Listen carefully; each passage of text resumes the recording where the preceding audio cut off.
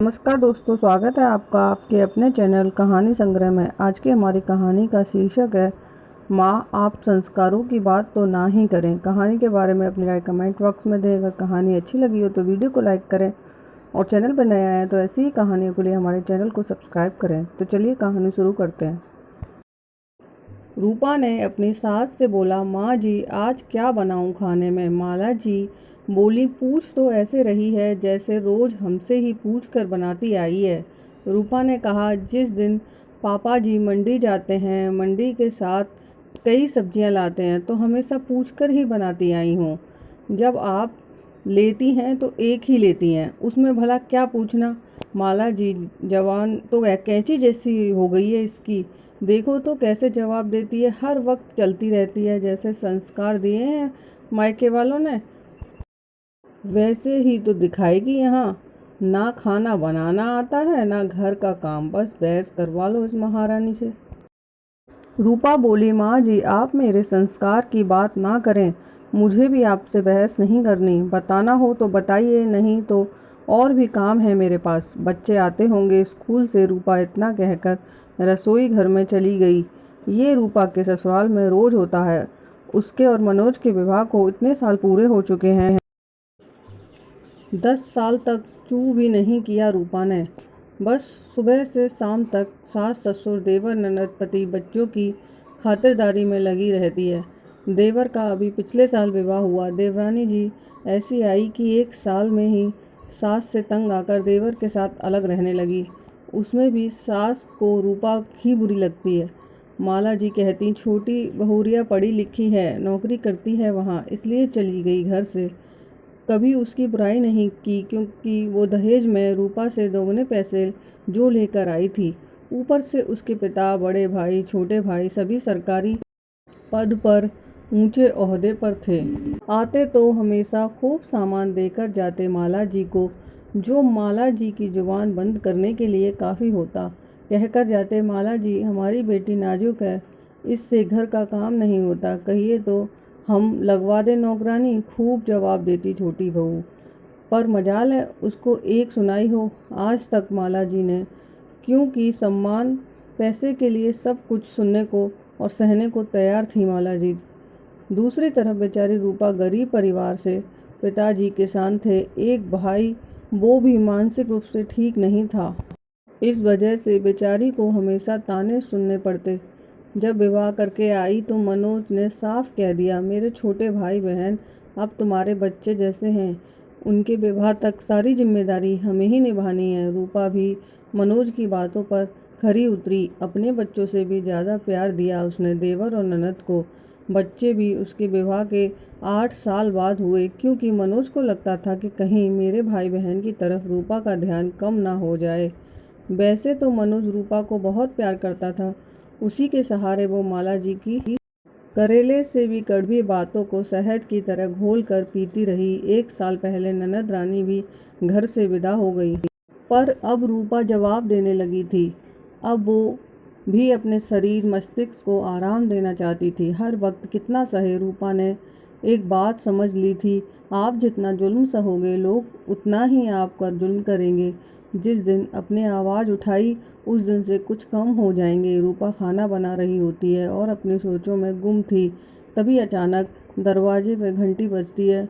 माला जी, ए reel सुनाई नहीं पड़ रहा क्या? कब से घंटी बज रही है, बहरी हो गई है, दिखता नहीं? मैं पूजा कर रही हूँ बबीता जी, इतना कहकर अपने जाप करने लगी। रूपा दौड़ती हुई आई और दरवाज़ा खोला। अरे सोनम, आप इस समय सब ठीक तो है ना? सोनम गुस्से से भरे, अरे भाभी अंदर आने दोगी या सब बाहर ही पूछ लोगी?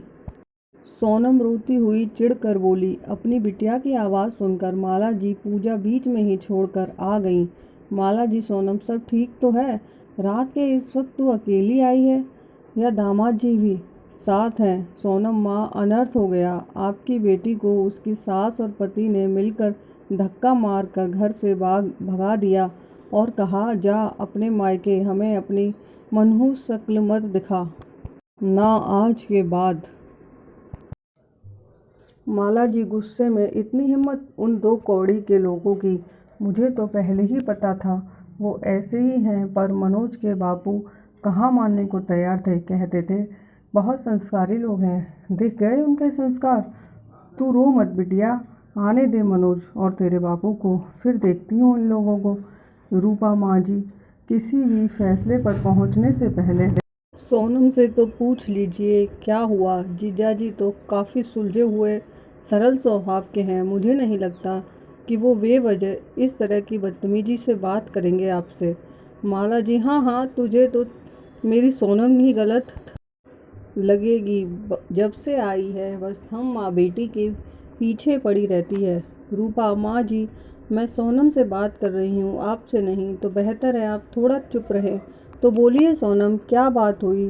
सोनम फफक कर रोने लगी। भाभी मेरी कोई गलती नहीं, आप ही बताइए किसी पार्टी जाने में भला क्या बुराई है। आजकल सभी लेडीज जाती हैं। मैंने बस इतना कहा मैं कीटी जा रही हूँ, मम्मी का खाना नौकरानी बना देगी, कोई ज़रूरत हो तो बता देना। आपके जीजाजी बरस पड़े। कहते हैं दिखता नहीं माँ की तबीयत खराब है।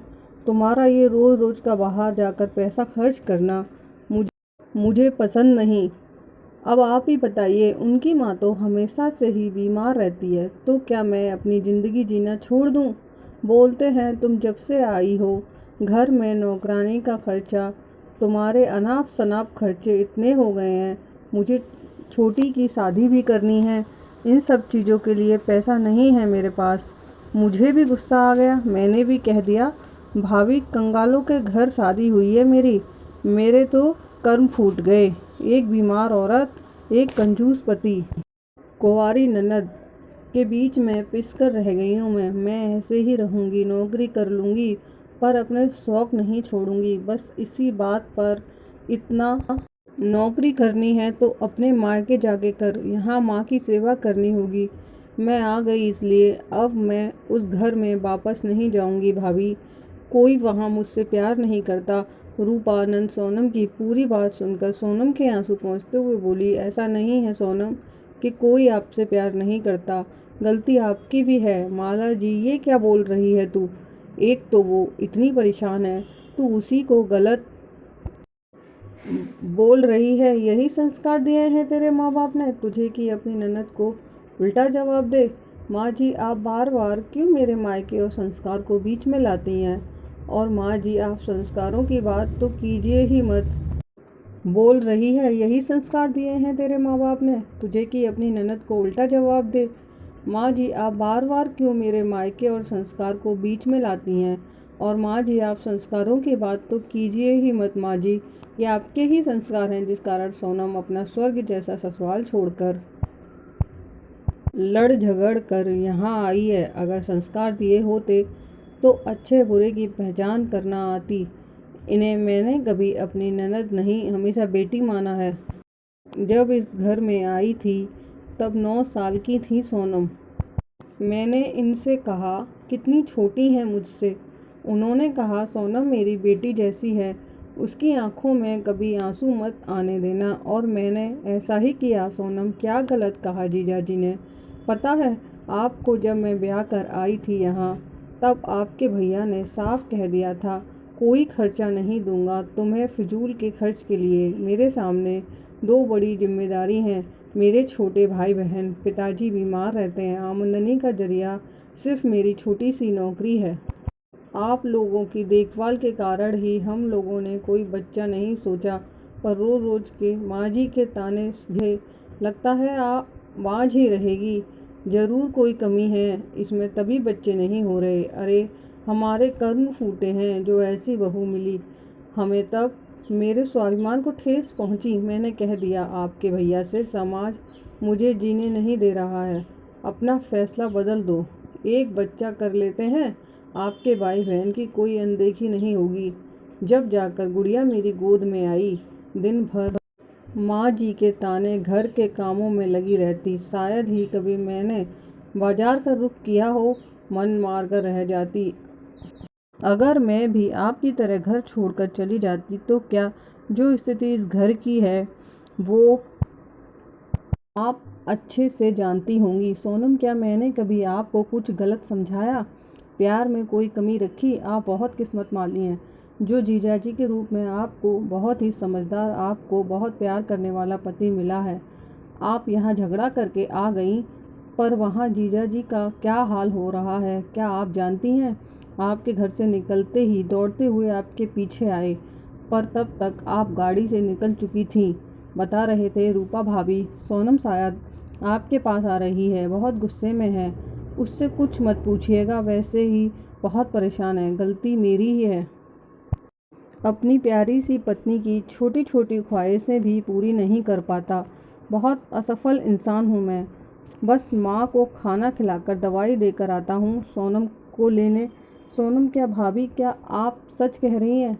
उन्होंने आपको पहले से बता दिया था? मेरी कोई बुराई, कोई गलती नहीं बताई, फिर आपने बताने में इतनी देर क्यों की? रूपा, मैं बस आपको समझाना चाहती थी कि रिश्ते ख़त्म करना बहुत आसान है, पर उन्हें सँजोकर रखना बहुत मुश्किल है। तो क्या फ़ैसला किया है आपने? कमरे में सामान रखवा दूँ आपका? आराम से रहिए, किट्टी पार्टी कीजिए। सोनम, क्यों शर्मिंदा कर रही हैं भाभी? मुझे अपनी गलती का एहसास हो गया। मैं भी कितनी नासमझ हूँ, अपने पति को ही नहीं समझ पाई। आप नहीं होती तो शायद आज मैं अपने घमंड में आगे अपना सबसे अनमोल रिश्ता खो देती। थैंक यू सो मच भाभी, आप दुनिया की बेस्ट भाभी हो। रूपा, अरे बस बस दीदी, आपकी इसी मासूमियत भरी बातों से तो जीजाजी आपकी हर गलती नज़रअंदाज कर देते हैं। सोनम, अब कोई गलती नहीं करूँगी, आपकी तरह अपनी सारी जिम्मेदारियों को बखूबी निभाऊंगी। रूपा, ये हुई ना बात, वो देखिए आपको कैसे निहार रहे हैं जीजाजी गेट पर खड़े। सोनम झेप गई। तब तक मनोज और उसके पिताजी भी आ गए। पिताजी, अरे माला, ये क्या हो रहा है? दामाद जी भी आए हैं और तुरंत चल दिए। माला जी, कुछ नहीं, बस आज कुछ रिश्ते पक्के हो चुके हैं। किसी के संस्कारों ने आज एक घर बर्बाद होने से बचा लिया है। माला जी आज रूपा को पूर्ण रूप से अपना चुकी थी। दोनों सास बहू एक दूसरे से लिपट कर सालों के अपने रिश्ते को प्रेम रूपी माला में पिरो चुकी थीं। माला जी के मुंह से बस इतना निकला, हे ऊपर वाले, मेरी रूपा जैसी बहू सबको देना। रूपा भी अपनी सास को निहारती रह गई। जिस प्यार के लिए वो बरसों से तरसती आई थी, आज वो उसकी झोली में था। रूपा ने नामुमकिन को मुमकिन कर दिया। आज रूपा बहुत खुश थी।